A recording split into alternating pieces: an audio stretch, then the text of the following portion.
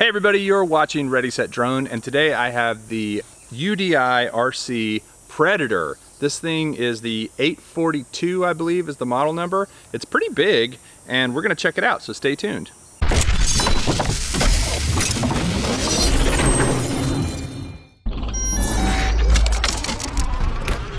Now, this is going to use a Wi-Fi signal to give you FPV. I don't think it does it over 5.8 gigahertz. So to me, this is not really an FPV drone. It's more of a line of sight with a live feed from Wi-Fi. But we'll see how it does. It does have a pretty cool looking camera on the bottom. And one thing I like about this camera is it has a tiltable lens. So if you are flying using the app, you can actually tilt the lens down.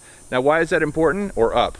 Because when you're flying more aggressively, you're going to want this thing tilted up, and when you're flying less aggressively, you're going to want it tilted down a little bit. Otherwise, it's just aimed at the ground if it's tilted down and you're flying like that. It does have a 2S 1000 milliamp hour battery. Oh, and good news, it comes with 2 batteries. I love it when drone manufacturers do that. So way to go, UDI RC. It's a standard battery, but it's stuck in this cage, which is a little bit of a bummer. I wish you could pull the battery out so you could put a new, your own battery in there. And it's also looks like sort of a proprietary connector. I've not seen a connector like this before.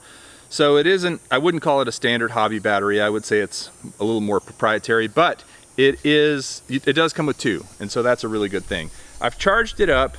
I've put a micro SD card in the back of the camera here. And what you do is you go ahead and you put the, battery in right here. Now, one other nice thing is this drone actually has an on-off switch, and the reason I like that is because when you plug the battery in, it's not going to start all its boot up and calibration on its own. It's actually going to wait until you plug it in. So now it slides in, and you got to make sure that the all the cords and stuff are out of the way. It goes in pretty easily, not too bad. Now, it also has landing gear, and we're going to want to use that because our grass needs to be mowed. It's kind of tall, and I want to keep it up out of the grass. So the landing gear just slips into these little holes on the bottom. The on-off switch is down here, and I believe the camera is actually removable. You could unplug it and take it off if you wanted to just fly it without the camera. But let me put on the landing gear real quick.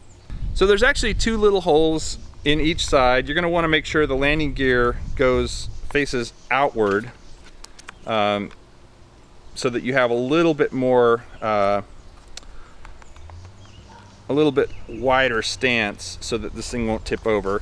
It just kind of pushes in. You gotta really push it. But I like that. Instead of having to use screws or something to put it in, you just have to put them in like so. Okay, so I've got the landing gear on. Now, the only other thing that I may not have done is put batteries in the remote control, so I think it takes 4 AA's. Let me do that, and then we'll fly it. All right, so I've got the batteries in the remote control. The remote control does come with a holder for your phone, so it's got that going for it. It does also come with a little LCD screen down here at the bottom, so you can see some data on your quad. Now, currently the quad is turned off, so this is not synchronizing. So I'm going to turn the quad on. I'm going to attach the quad or connect the quad via Wi-Fi to my phone, and then I'm going to turn on the remote and we'll take it for a flight.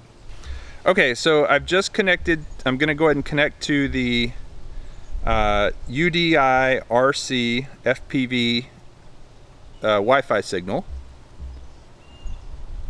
just like a standard thing. And I'm going to go ahead and here's the UDI RC FPV app. I'm going to launch that, and once this is ready, there's the actual live view. Now, I believe you can control the quad with the phone. It's never quite as good of an experience as it is flying with an actual remote, so my recommendation would be to fly it with a remote and use the phone for the live view. Now, I'm going to go ahead and put this on the holder here, and I'm going to go ahead and record some video, and I'm going to take off. There is a micro SD card in the quad, so here we go. 3, 2, 1.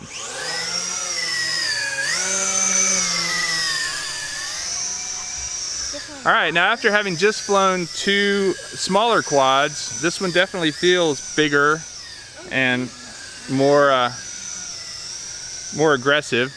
Now, trying to figure out, here's the flip button. I'm gonna go ahead and try that. Wow, it does flip, and it's a big one, so when it flips,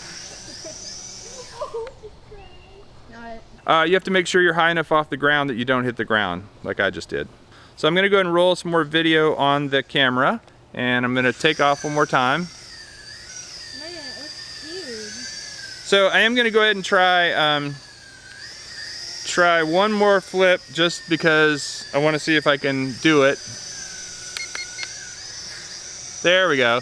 So when you flip, you just wanna make sure you're high enough in the air that that doesn't happen. So it does, you know, it loses a little bit of altitude when it flips. So let me take it over here real quick and land it. Actually, you know what? I'm gonna try out the headless mode real quick. So I've got it in regular mode. All right, I just flipped it into headless mode. And yeah, that works. So basically I can rotate and fly at the same time and it'll go the same direction. So headless seems to work pretty well.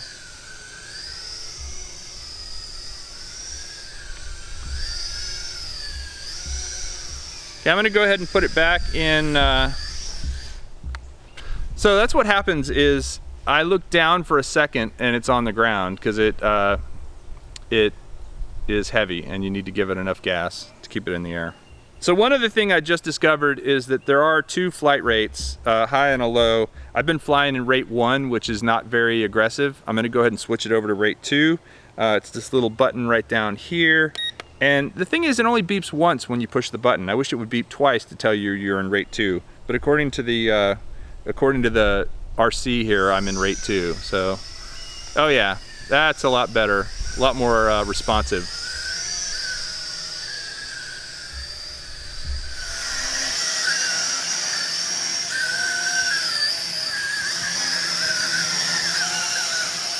I just don't see what you would buy it for, you know? You wouldn't buy it to just have fun because... Are you in control or should we move?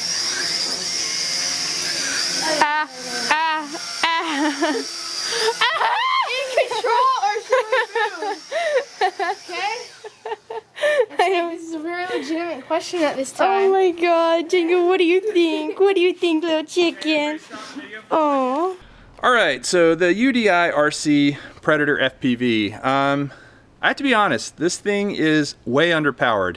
It drops to the ground very easily. You have to give a lot of gas, and then it takes off really fast, and then when you level off the gas, it goes down really fast. So I feel like for the size and weight of this thing, it's could use a little bit more power. It's also real lumbering. You know, it isn't very crisp with its turns. It isn't very crisp with its flight. Even in mode 2, it seems to have a little lack of agility. And finally, it's big. I mean, this thing is a pretty good sized quad. I don't recommend this for beginners because it is not super easy to fly, and it is pretty big, and it does have a 2S battery, which means it's going to have a little stronger motors, so it could be a bit more dangerous, especially if you're flying without prop guards. I just crashed it twice, and one time it bent one of the props, which I was able to bend back in place, but it was bent slightly, and it definitely adversely affected the flight characteristics. It wouldn't take off from the ground. So overall, I'm not super impressed with this guy. It's too big, it's underpowered, and it's not very easy to fly. The video quality, I suppose, is okay, but even that is, there's other ones out there that do just as well or better and are a lot easier to fly and a lot more powerful for their size, power to size ratio. I hope you like this review. If you do, please hit the like button, and if you want to learn more about drones, which ones you should buy and which ones you probably shouldn't buy, I suggest you subscribe to Ready Set Drone. We'll see you next time. Thanks for watching.